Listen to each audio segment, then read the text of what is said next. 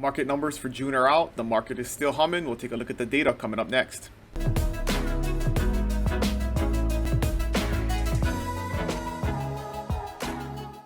Hey, what's going on, friends? Dylan Lanaka here with the Buy Big Island market update for June.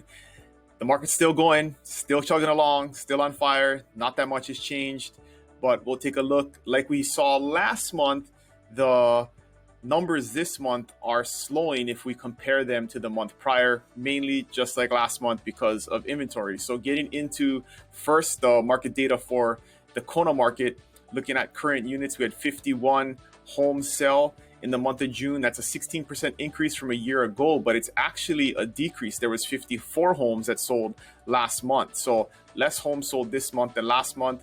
But across the board, things are just crazy, right? 68% increase in dollar volume, 17% increase in median price. Median price is $842. And then if you look across the board here, the average days on market, everything is selling faster than it was a year ago. And the final list of sold price at 96% for homes. On the condo market, huge increase, right? The condo market a year ago was in the tank because of COVID. So 140% increase in the number of condos that sold. And that still is a little bit of an increase from last month. Last month, there were 62 condos that sold. So what's happening is the home market is kind of drying up and every condo is selling. And what's crazy about this month is that the final list of sold price cracked 100%. So on average, condos are selling for more than the list price in the month of June, just over the list price on average. So super, super strong on the condo market. We're seeing that. Last condo I put on the market went into escrow for $50,000 over asking price. So pretty much across the board, condo market is on fire. And then land is also up. But again, land is always all over the place, so we don't look too closely on that on the Kona market, but still up from last month too. So 14 pieces of land sold last month and almost double that sold this month. If we look at the entire Big Island market, so on the home side, 66% increase across the island on their number of homes that sold versus a year ago. And that is still up from last month. So last month, there was 263 homes that sold. So still the home unit numbers continue to increase compared to last month. Median price is up 23%. And then across the board, again, interesting, right? Same thing as the Kona market. The average days on market is falling in every category, homes, condos, and land. And it's a 42% increase. So huge drop. Normally, that average days on market is around 90 days on average in normal times. And it's getting under 50 right now. So things are selling really quick. And the stuff that's priced properly, you guys are seeing when stuff comes online, sells in a week. And the only reason it takes that long is because you have to go back and forth with the paperwork to get the terms finalized. So a lot of times you're getting multiple offers the first couple of days. And I saw that just with the house we put on the market last week, we had 11 offers in 3 days.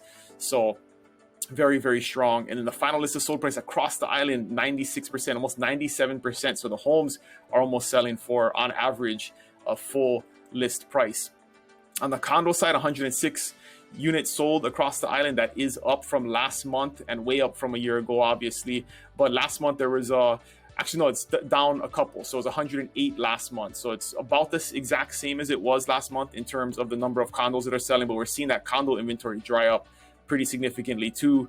And same thing across the island, right? 100% final list of sold price on the condo market. So crazy across the board.